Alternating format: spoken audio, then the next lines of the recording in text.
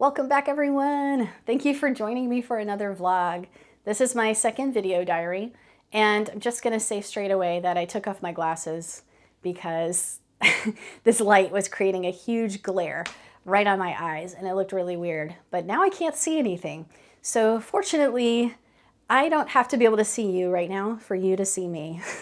So I'm gonna keep going, even though I am pretty blurry. Anyway, this video diary is going to basically cover my month of June and take you a little bit behind the scenes of what I've been up to.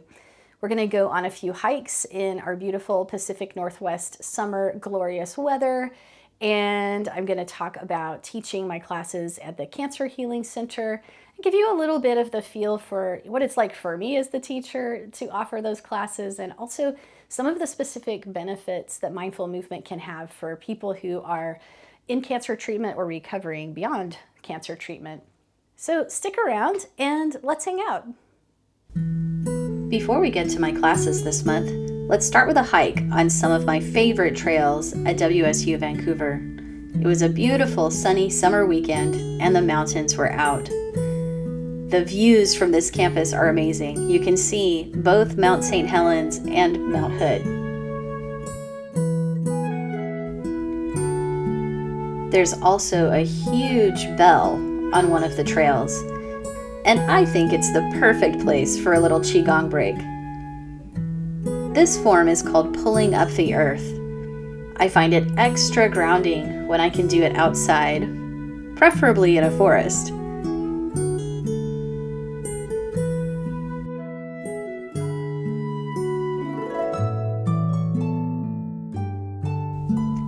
And later that weekend, I participated in Worldwide Knit in Public Day.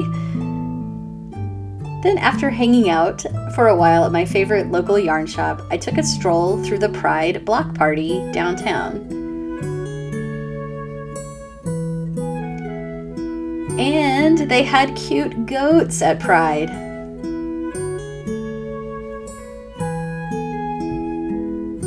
And then starting a new week of classes. On Tuesday, the old IKEA bag comes out. It's the perfect length for a yoga mat, so who needs a designer yoga bag? This comes along with me to all of my in-person classes. Hello, so it's Wednesday morning and I'm on a break in between my two classes at the eating disorder recovery centers. So this is when I sit in the car and usually have a snack or do a little knitting or whatever. So right now I am working on this sock. This is for Mike. He wanted a sort of beachy looking sock with this really nice kind of blue and aqua yarn, and the cuff and the heel and the toe are going to be this beige that's supposed to look like the sand. So that's our creative collaboration of the moment. But yeah, I'm sitting here and I thought I would share a little in this video about the classes I teach at the Cancer Healing Center, where I was teaching yoga last night and where I also teach 2 times a week qigong class and 1 class a week of mindfulness meditation. All of those are on Zoom except for the yoga class, which is a hybrid class. So that one I go to the Cancer Healing Center and teach it to some of the people in person, and then the others attend on Zoom. So it's kind of a both and, which is an interesting class format that did not exist before the pandemic, but now now we have created some of these new options, which is kind of cool.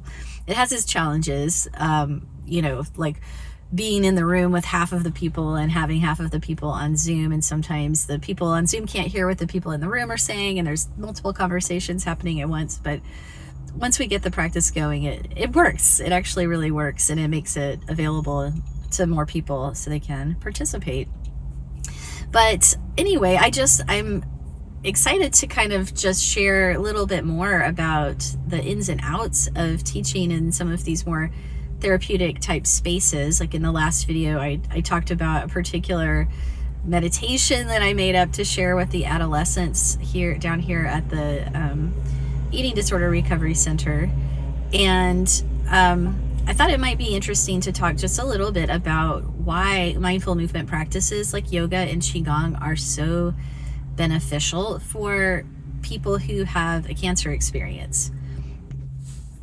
Okay, I stopped for a second to roll up my window because it's kind of noisy out here at the Starbucks parking lot, but hopefully it works well enough. So I was going to share a little bit about some of the benefits of mindful movement. So my classes through this hospital's Cancer Healing Center are open to anyone with a cancer diagnosis, as well as their family members and caregivers, but mostly it's people who are either actively in treatment or have completed treatment and they're in the survivor stage. And that's probably the majority of them are people who are done with treatments, but they are living with the past experience of cancer, and they may have some long-term side effects and things that they're dealing with. And so a class like this is one that kind of understands and takes into account some of the emotional experiences of the cancer journey, but also physical side effects that linger. And so yoga and qigong are both really good practices because they are very adaptable. You know, when you are going through treatments in particular, fatigue is a big thing, and energy levels can really vary from day to day or week to week depending on what's happening with the treatment. And so, you know, you can do a little bit less, you can adapt, you can use a chair, you can make the yoga sort of work for you, or make the qigong practice work for you in a way where it gives you energy and doesn't drain your energy. Other exercise, you know, is also recommended. It really depends, I think, a lot on the person and what they're used to doing and what they feel up for doing. But to keep going and keep moving in some way, even during treatment, is really, really helpful for most people, I think. And then you have, you know, the different sort of side effects and some of the things that can show up from radiation and chemotherapy and even linger for a really long time or indefinitely after treatment. Like one of the most common things that we see in class is lymphedema, right? Where if you've had lymph nodes removed, particularly a lot of the participants have had breast cancer and they've had lymph nodes removed from around the armpit.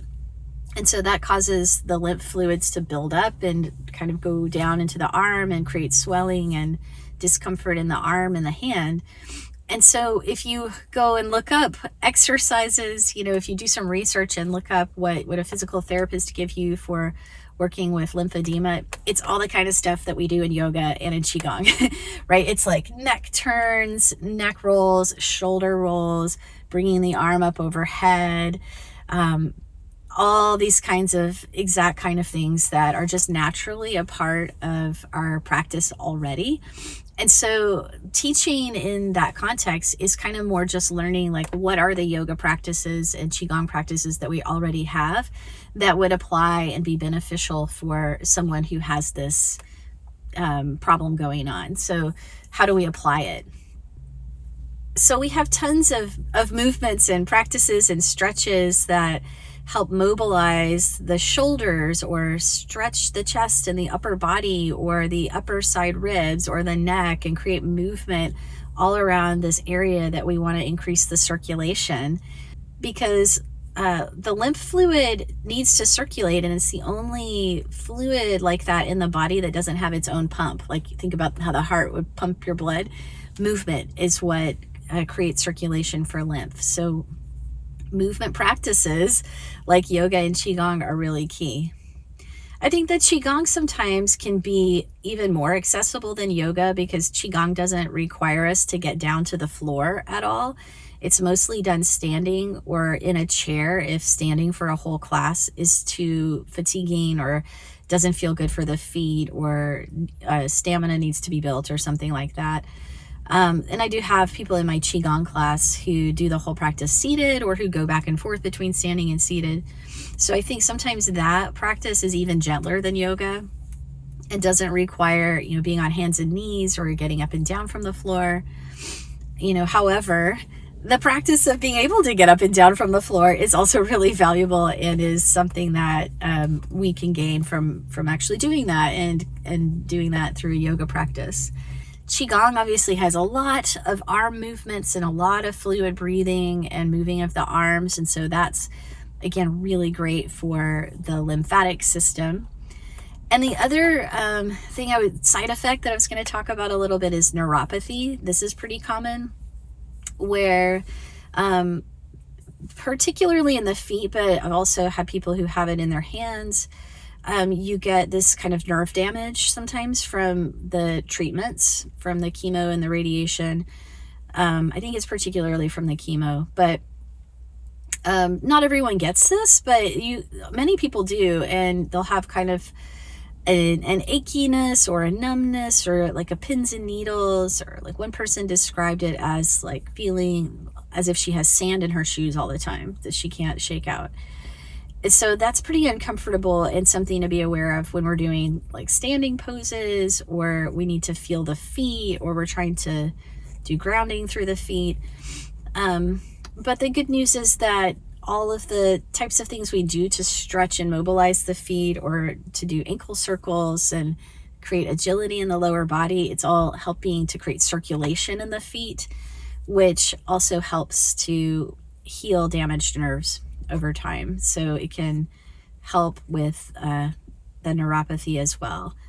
Doesn't exactly make it go away, or at least not like in an instantaneous fashion, but it helps to create better conditions for all those nerves to heal and regenerate over time. So movement is really, really powerful as part of that healing process. And then, of course, on the emotional level, one of the biggest things that people deal with is anxiety, across the board, but especially in these cancer classes, right? There's so much unknown, so much uncertainty, so much changing, going through treatment, and then also beyond, having the fear, like constant fear of recurrence, having to get checked again, and always kind of being on the lookout for staying healthy. Anxiety is a big thing. And so all of these practices of yoga and meditation and qigong help us to regulate our nervous system and regulate our emotions, and to process the things that we've been through, even to help us kind of make meaning of some of these things, and to do it together in a community with other people who have been through the cancer experience, and a facilitator that understands enough about that to kind of hold that space. It's really beautiful and really supportive, and we all the time have people share things that, they mention something they're going through, or how they're feeling, or maybe a test that's coming up, or maybe a treatment that's been completed, and we cheer each other on. And the participants really offer just very sweet support to each other and encouragement, sometimes a really like tangible resource, but often just a sense of you can do it and you're not alone, and this is we're glad you're here, you're part of our community. So it's a really interesting and beautiful space to be part of. I'm really grateful to teach in this cancer community, and this program at the hospital. It's an incredible program. They not only have the yoga and qigong classes, they have 2 other yoga teachers, I think, at some of the different locations, but they have sound baths, they have forest bathing, they have a big art therapy program, they have nutrition classes, and they have like the conventional support groups, and just like all kinds of resources. And it's funded through this hospital's foundation. So it's a beautiful service to the community. I'm really fortunate to be part of it, and I really enjoy teaching and serving in that community and in this capacity. And it really makes me also just appreciate how versatile the practices of mindful movement are, and the many, many ways that they can help us out, help us on our journey.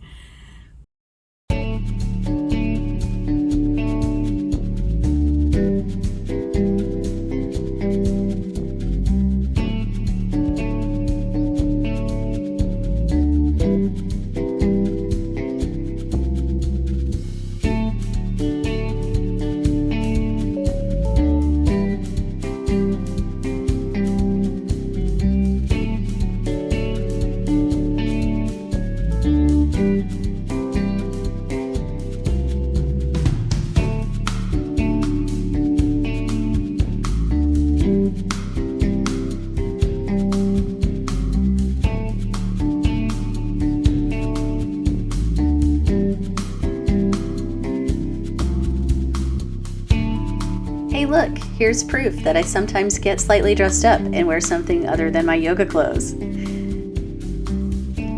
Mike and I went on a little date to this lovely restaurant. Our anniversary is in June, so we were celebrating, and we had a lovely evening.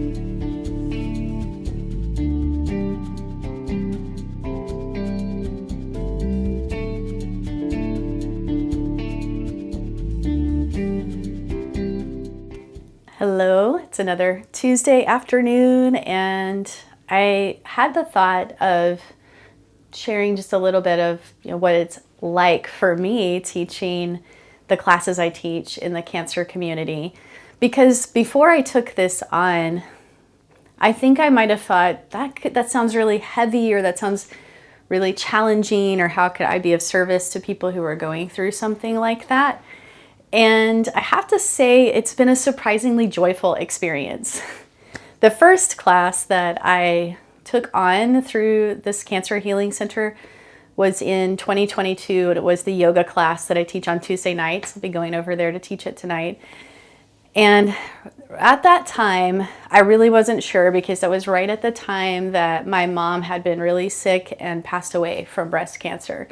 So I was like, I'll try this out. It's meaningful to me, but I'm not really sure if I'm going to be able to really do this. But it actually was beautiful, and I have loved all the students and loved the challenge of, thinking of how best to adapt the yoga practices to suit them and to benefit them.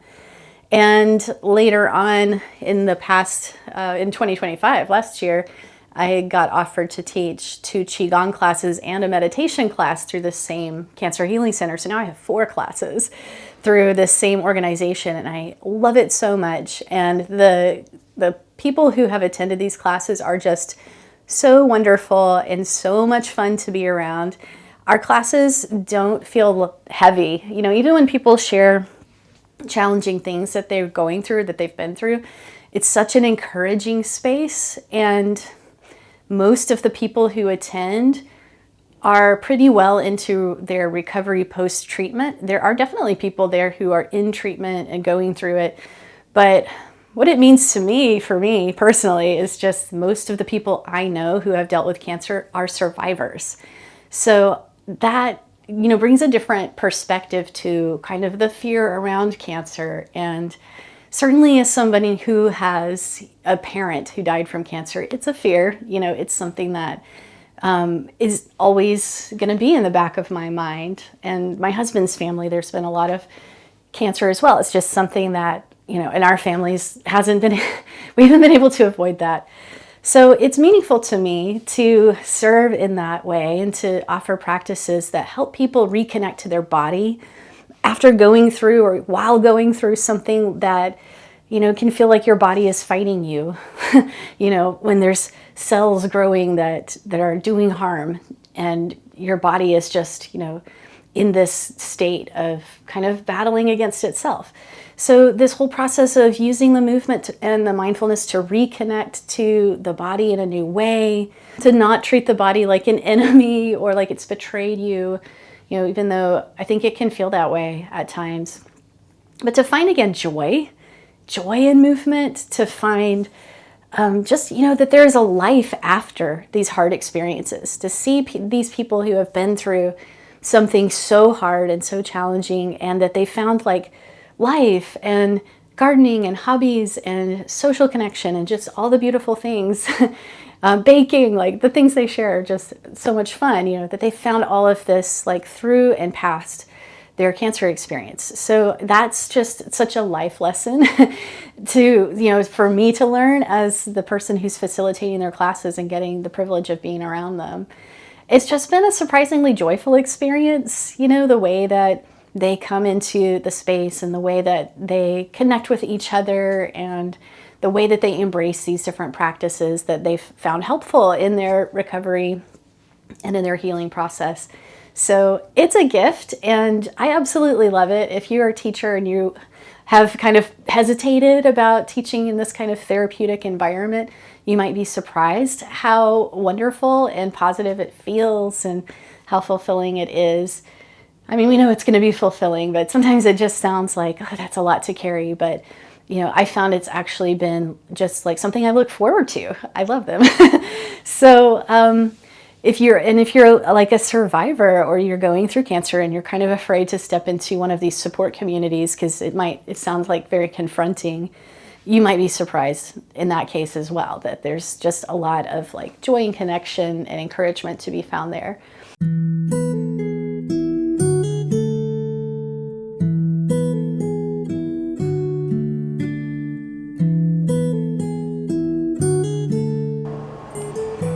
So thanks for joining me for the month of June and coming along with me through some of my classes and other adventures this month. I wanted to end out here on my balcony and show off my beautiful flowers that I just got. I love these kind of peppermint stripe looking ones, and these little purple ones that kind of look like the night sky with stars, like the galaxy. They bring me a little bit of joy out here every day. But thank you again for watching along, and if you enjoyed this video, please be sure to subscribe to my channel, like the video, share it with anyone who you think might be interested in life behind the scenes of a yoga therapist and mindful movement teacher, or gain some inspiration about these classes and these things that I've shared. I hope you found a few interesting tidbits or just kind of had fun hanging out. I look forward to seeing you next time.